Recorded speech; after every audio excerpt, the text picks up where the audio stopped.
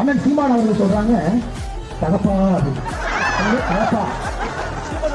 அண்ணன் சீமான் அவர்களே பிப்ரவரி 14, 1998 உங்களுக்கு தெரியாது, பாஷா மைசூர்ல போய் வெடிமருந்து வாங்கிட்டு வருவாரு. மைசூர் கோயம்புத்தூர்ல வெடிச்சு மைசூர்ல இருந்து வந்தது. 50 பேர் சாகுறாங்க. 250க்கு மேற்பட்டவர்களுக்கு படுகாயம். 50 பேர்ல அப்பா இல்லாத பிறந்தாங்களா? 50 பேர்ல அப்பா இல்ல இல்லைங்களா? 50 பேருக்கு அப்பா இல்ல, இவரு மட்டும் அப்பா. ஓட்டு பிச்சை எடுப்பது எப்படி என்று உங்களிடம் கற்றுக்கொள்ள வேண்டும். நான் நாட்டுக்காக நிக்கிறதுனால நீ போடு போடாம போ, என் பிறவி கடமை நான் செய்வேன்னு செய்வேன். அப்படி சண்டை போடும்போது நீங்க ஓட்டு பிச்சை எடுக்கிறதுனா தம்பி அண்ணாமலை கிட்ட நான் அன்பா கேட்கிறேன்.